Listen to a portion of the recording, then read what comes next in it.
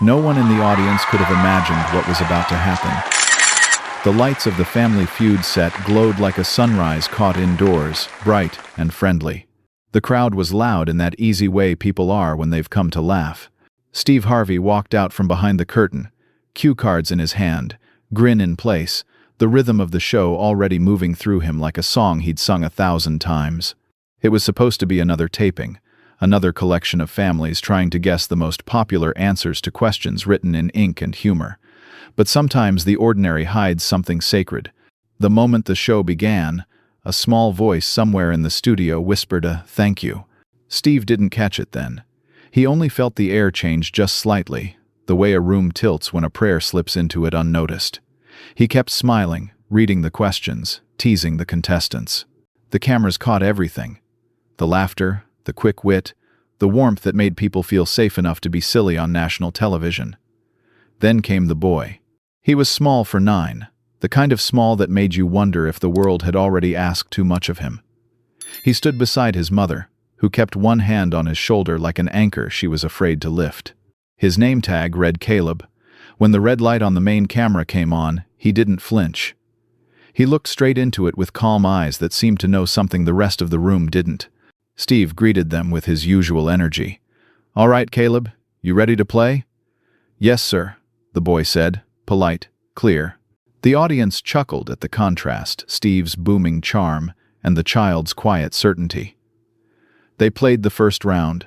Answers flew, points lit up, laughter returned. Nothing unusual, at least not yet. But Steve kept glancing at the boy, drawn by something he couldn't name. There was a stillness about him that didn't belong on a game show stage. When the time came for the fast money segment, Caleb's family nudged him forward. "He's the smart one," his mother whispered, smiling through nerves. Steve crouched a little so they were eye level. "All right, little man. You ready to win your family some money?" Caleb nodded. "Yes, sir. But can I say something first?" The audience laughed softly. Steve gestured toward the camera. "Go ahead. What you got for us?" The boy gripped the microphone with both hands. "My dad couldn't be here today," he said, voice steady. "But he told me to tell you thank you." Steve blinked, unsure. "Thank me? What for?" Caleb hesitated, eyes dropping to the floor, then up again, for making him laugh when the hospital got too quiet. The words landed like glass, shattering underwater, silent at first, then everywhere at once. The laughter stilled. Even the cameras seemed to hesitate. Steve's hand dropped from his cue cards. He asked softly, "Your dad's in the hospital?" The boy nodded. "He was. He watched you every night. You made him forget he was sick. He said if we ever met you, I should say thank you." Steve's breath caught. The crowd leaned forward as if collective gravity had shifted. "Was?" he asked gently. Caleb's lips pressed together. "He went to heaven last week," he said. "But I think he's watching this one." The air left the room in one quiet, shared sigh. Steve stepped closer without thinking, one hand on the boy's shoulder. The band had gone silent. The laughter had turned into something like reverence. The boy kept his gaze steady, small hands still clutching the microphone, as if holding on to the last thing that connected him to his father. Steve's eyes glistened. The words he tried to form tangled in his throat. The audience watched a man known for his quick wit lose all language. He bent slightly, just enough to be at the child's height. "Your daddy raised a good boy," he managed, voice breaking. "He'd be proud of you right now." Caleb smiled, then a small, luminous thing that cut through the sorrow like sunrise through fog. "He said you'd say that," the boy whispered. For a heartbeat, no one moved. You could hear the faint hum of studio lights, the sound of someone in the back wiping tears on a sleeve. Steve closed his eyes, fighting the tide behind them, but the fight was brief. When he opened them again, a tear had already found its way down his cheek. The camera caught it, the single tear that turned a stage into something holy. The crowd began to applaud, not out of habit but gratitude, clapping for a boy who had reminded them that joy and grief could share the same breath. Steve looked at the boy again, voice raw. "Caleb, you just gave everybody here the best answer they'll hear all day." The scoreboard stayed blank, the game forgotten. The boy nodded solemnly, then whispered, "Then can we win for my mom?" Steve laughed through his tears. "You already did, son. You already did." And the studio fell quiet again, the kind of quiet that heals. The taping paused. Steve didn't ask for it, he didn't need to. The energy of the room slowed on its own, like a heartbeat settling after a long run. The producer in the booth gave a subtle signal. No music, no applause, just let it breathe. Caleb's mother stepped forward and rested a hand on her son's shoulder. She had the face of someone who had been brave for too long. The audience could see the exhaustion and the pride living side by side in her eyes. Steve motioned for her to come closer. "Ma'am, what's your name?" "Angela," she said. Her voice was gentle, but it trembled on the edges. "Angela," Steve repeated, grounding the name like a prayer. "You raised a fine young man." She smiled, blinking quickly. "His daddy would have liked this," she said softly. "He used to sit up late and watch you, even when the pain got bad. He said you made him feel like things could still be funny." The crowd murmured, a low wave of empathy. Steve's lips parted, but no words came. There are moments when silence says everything. He reached out and took both of Angela's hands in his. "How old was he?" Steve asked, voice barely above a whisper. 38, she answered. "He was a teacher. Science." Her eyes flicked toward Caleb. "He taught our boy how to build kites, how to count lightning before thunder, how to pray when it hurts." Caleb looked up at her. He said laughing as a prayer, too. Steve nodded slowly. "That's right. That's real right." He turned toward the audience, eyes wet but steady. "Sometimes you come in here expecting a game show, but God sends you a sermon instead." The audience responded not with applause, but with stillness, a kind of collective bow. Angela brushed Caleb's hair aside. "He wanted to come here for years," she said. "He never got the chance." But before he passed, he wrote Caleb a note. She reached into her purse, trembling slightly, and unfolded a small piece of paper, soft from being opened too many times. She handed it to Steve. "Would you read it for him?" Steve hesitated, his thumb tracing the worn edges. He looked at Caleb for permission. The boy nodded. Steve drew a breath, deep and trembling, then began, "Son, if you ever meet Mr. Harvey, tell him he's doing the Lord's work in disguise. Tell him to keep making people laugh until heaven runs out of tears. And tell your mama that love never leaves a house, it just changes rooms." Steve's voice cracked on the last sentence. He lowered the paper, pressing his hand over his mouth. The crowd watched as the man who had carried millions of jokes on his back now carried one family's grief. He blinked hard, but the tears came anyway, unstoppable. He looked at Caleb. "Your daddy, he was something special." Caleb nodded. He said, "People remember the laugh, not the sickness." "So he wanted to laugh with you one more time." Steve reached out and pulled the boy into an embrace. The audience stood one by one, rows of people rising quietly. A few clapped, but most just pressed their hands together, as if the moment itself were fragile. When they separated, Steve crouched down again so his eyes were level with Caleb's. "You know what? You just reminded everybody here why we do what we do. It ain't about the money. It ain't about the game. It's about keeping the light on for folks who forgot where the switch was." Angela covered her face, sobbing softly. Steve guided her toward the center of the stage, one arm around her shoulders, the other around Caleb. "We're going to finish this show," he said, looking at the cameras. "But this right here, this is the win." The band began to play, quietly, at first a soft gospel riff that wrapped around the room like a warm blanket. The audience joined in, humming under their breath.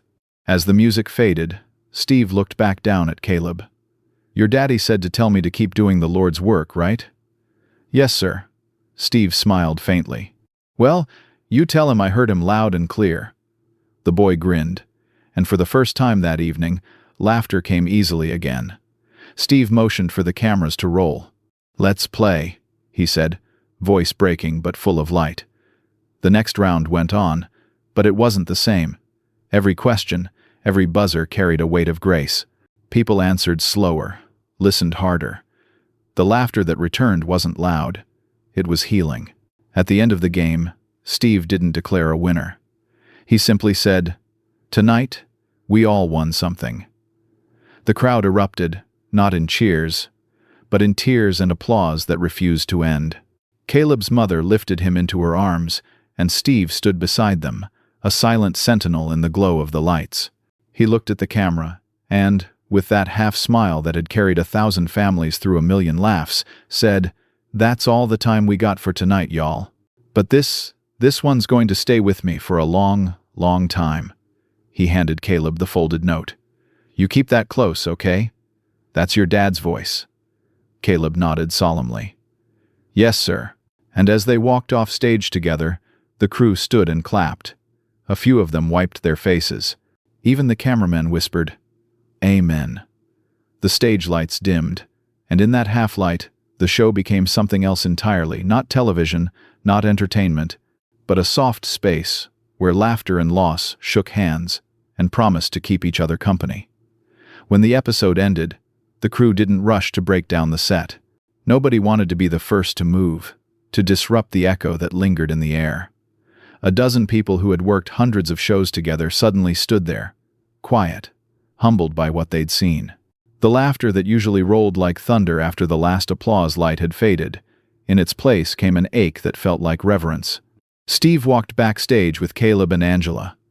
They were led to the small waiting area near the dressing rooms where the lights were softer, the kind of amber that makes tears look less like sadness and more like release. Someone brought them water. Someone else, unsure of what to do, brought cookies. Steve sat across from them, elbows on his knees, the note still folded in his hand. He looked at it the way you look at something you're afraid to fold wrong. "Your husband," he began, but his voice caught again. "Your husband had words that'll stick with me for the rest of my days." Angela smiled faintly. He was like that, always saying things that landed somewhere deep. She looked down at Caleb, who had climbed onto the couch, shoes off, tiredness finally catching him. He would have been proud of today. Steve nodded. "He is proud," he said simply. "I can feel it." He meant it. The moment had felt so filled with presence that to deny it would have been dishonest. "You mind if I keep a copy of this?" he asked, holding the paper slightly toward her. She hesitated, then said, "You can have it. I have his handwriting memorized." Steve exhaled slowly. "Then, I'll keep it safe. Maybe I'll frame it." He smiled, then leaned back, quiet for a long stretch. "You know, you come to work thinking you're just going to make folks laugh a little, but sometimes laughter's the bridge between here and heaven." Angela's tears returned, soft and grateful. She reached over and squeezed his hand. "You helped us cross it tonight." Outside the room, the hallway filled with murmurs, crew members hugging, guests whispering blessings. In the control booth, the director watched the footage again and again. Each time the boy's words landed like the first time. He made him forget he was sick. They decided they wouldn't edit a second of it out. A week later, the episode aired. It went out on a Thursday evening, and by midnight, clips of Steve kneeling beside Caleb were already all over the internet. People shared it not with captions about the show, but about grace. "A little boy reminded us what love sounds like. Kindness still lives on TV. Family Feud became Family Faith." Emails poured in, one from a nurse. "We watched from the pediatric ward tonight. My patients were quiet for once. You made them believe in laughter again." Another from a pastor. "I'm preaching from your show this Sunday. Hope you don't mind." Steve didn't mind. He read every message, sometimes twice. When he called Angela to check on her, she said Caleb was doing okay. "He wants to write a letter back to you," she said, laughing softly. "He says he wants to thank you for letting him talk about his dad." "Tell him he doesn't owe me anything," Steve said, "but I'd be honored to read it." A few days later, a small envelope arrived at the studio. Inside was a crayon drawing, a big man with a mustache, a little boy, and a stick figure angel with wings too big for the paper. At the bottom, in block letters, it said, "Thank you for laughing with us."